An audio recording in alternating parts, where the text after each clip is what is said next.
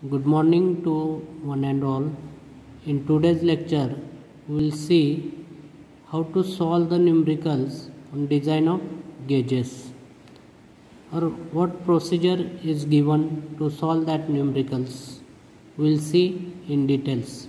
Okay, last lecture we have seen how to calculate the wear allowance, how to calculate the work tolerance, gauge maker tolerance, then again size of go gauge, size of no go gauge, for shaft all these things, for hole all these things we have seen. Okay, but today if we have given any numerical part, then how to solve that numerical parts with the help of different formulas we will see step by step. Okay, first see in the procedure you have to find out the minimum and maximum range of diameter. You have to find out minimum and maximum range of diameter. Okay, first step is you have to find out the minimum and maximum range of diameter. This range is given, you have given 3 to 6 or 6 to 10, or you have given the 10 to 18. Up to that range is given 400 to 500. Okay, this range you will get 400 to 500. Means maximum value is a 500. You have to check that. Once you have find out the minimum and maximum range of given diameter, then second step you have to find out the geometric mean of the two diameter. You have to find out the geometric mean of two diameter. How to calculate that geometric mean of the diameters? It is denoted by capital D. Then you know the formula, D is equal to root of D minimum into D maximum. What is this? D minimum means minimum diameter and D max means maximum diameter. Suppose you have given the range 3 to 6. What is the minimum diameter? 3 is the minimum diameter and 6 is the maximum diameter. Remember that. That's why we will get the formula D is equal to root of D minimum into D max. This is the second step. In the third step, you have to calculate, or you have to find out the value of tolerance unit. Find out the value of tolerance unit. It is denoted by I. It is denoted by small I. Okay, this formula is given 0.45 cube root of D plus outside that root 0.001 D is there. Okay, remember that I is equal to 0.45 cube root of D plus 0.001 D. Okay, remember this, where this I in given in micron. Okay, then you have to convert into the micron into the mm. How to convert? You have to divide that value by 1000. Divide by that value by 1000. Then you will get this value in mm. Okay, if I is equal to 3 micron, then if you want the value in mm, then 3 divided by 1000. You will get the value in mm. Okay, getting? Then next one, fourth number step. Once you have calculated this three steps, these three steps are common for the hole and for the shaft. We want to design the gauges, right? Then see, for the hole, first we will take the hole, then we will see the shaft. For hole, first see the step number 4. In the step number 4, you have to find out the fundamental deviation for hole. find out fundamental deviation for hole. This is the fundamental deviation for hole. If you have given the capital H, see, if you have given the capital H, this H lies on 0, hence the fundamental deviation is 0, right? Since the fundamental deviation is 0. You have given one chart, you have to refer that chart. I will show you that chart. Check that. Here is you have given the relation between that tolerances for shaft, bore diameter and fits is there. See, H is given. You have given the H. Okay, H is lies on the 0 line. H is lies on the 0 line. Okay, we have seen what is meant by fundamental deviation. Okay, you have to check the relation with 0 line. Okay, the tolerances. See, H8, H7, H6, they are lies on the 0 line. That's why when you find the fundamental deviation, then you will get for hole, if you have given H7, H6, H8, then the fundamental deviation value is always 0. Suppose you have given the capital G7, they are having the sum value from 0 line. See, this value G7 is given here, and in between that you will get the sum value. Okay, another way, if you have given the M6, M7, N7, again you will get the sum value for the other alphabets, but H having the 0 value. Okay, all of you getting? That's why find out the fundamental deviation for hole. If you are getting the H, this hole lies on 0 line, hence fundamental deviation is 0. Then we can write the fundamental deviation is 0. All of you getting? Then next step is step number 5. Step number 5. Once you have calculated the fundamental deviation, with the help of that you can calculate the lower limit of the hole. Lower limit of the hole.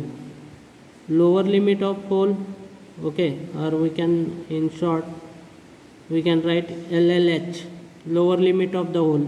We have seen the formula in the last lecture. What is the formula? This basic size plus fundamental deviation. Basic size plus fundamental deviation. With the help of that, you will get the lower limit of the hole. Basic size plus fundamental deviation. Then after that, next step, once you have find the lower limit, then we want to find out the upper limit. Before going on the upper limit, first find the standard tolerance for hole. Find standard tolerance. Standard tolerance for hole. Okay, we have seen the standard tolerance means what? For example, I will give the, you have given the H8. Okay, this 30 H8 is given. Suppose H8 is the standard tolerance, H8 is the standard tolerance. Okay, I have shown one table, right? H8 is refers for the IT8. Okay, IT8.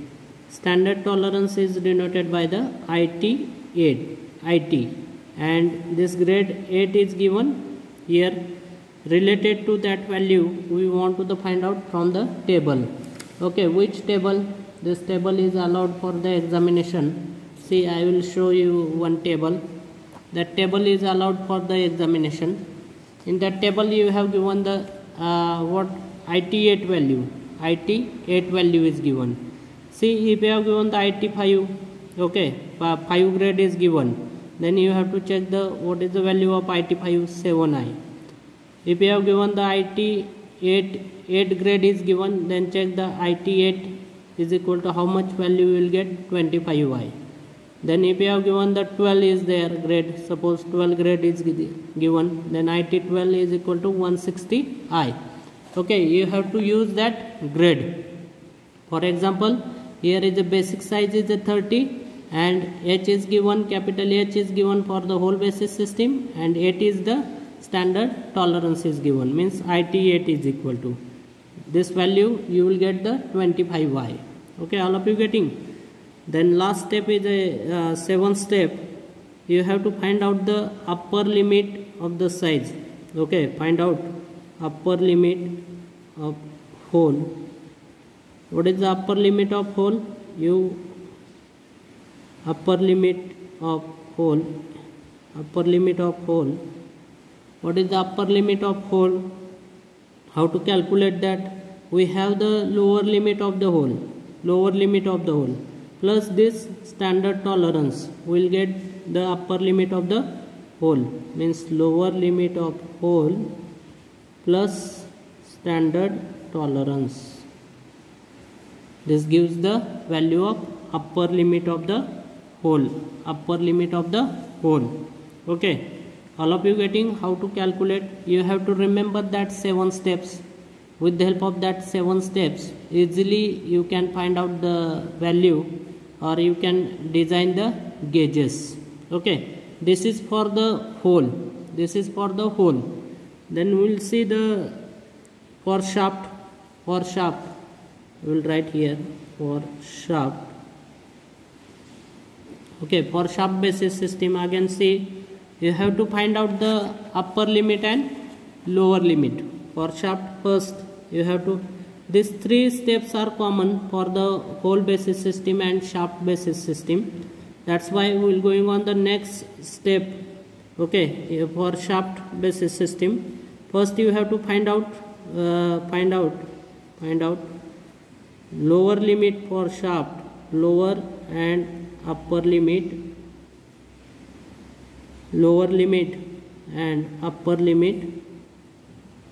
shaft. Okay, first you have to find out the lower limit and upper limit of shaft. Okay, last lecture we have seen for the lower limit, how to calculate that lower limit for the shaft. Yes, anybody? Lower limit for the shaft, how to calculate? We know the upper limit of the shaft minus standard tolerance. Okay, and how to calculate the upper limit of the shaft? Upper limit, we know the basic size plus fundamental deviation. With the help of that you can calculate the upper limit of the shaft. Okay, once if you have given the lower limit and upper limit, no need to use this step in the shaft. Directly you can take the value of lower limit and upper limit. Okay, then next one is the next step. Once you have calculated the lower limit and upper limit, then you have to find out the work tolerance, gauge maker tolerance and wear allowance. Okay, this you have to find out for the both system, hole basis system and shaft basis system. Okay, find work allowance first. Okay, work allowance is nothing but it is the difference between the upper limit and lower limit. Okay, is the difference between the upper limit and lower limit. Okay, then gauge maker tolerance. What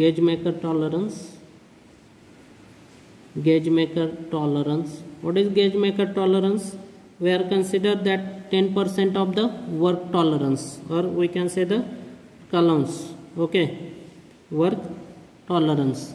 Then next is you have to find out the wear allowance. In the second steps you have to find the work tolerance, gauge maker tolerance and wear allowance, or we can say for the hole basis system as well as a shaft basis system. This wear allowance is also 10% of the gauge maker tolerance. In last lecture we have seen the details. Okay, once you have calculate for the hole basis system and shaft basis system, then you have to calculate next you have to calculate size of the go gauge and no go gauge for both. Okay, you have to calculate size of go gauge and no go gauge for the both system. Okay, you have to calculate the size of go gauge and no go gauge for the both system. And after that last step is you have to use the design of gauges. With the help of that size of go gauge and no go gauge, you have to find the tolerances and design the gauges. Okay, and last you have to draw the schematic diagram.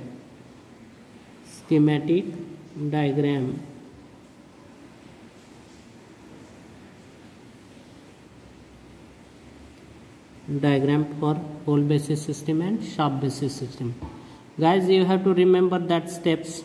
Okay, with the help of that steps easily you can calculate, find out the design of gauges. Okay, value for the design of gauges. Okay, go gauge and no go gauge. Today we'll stop here.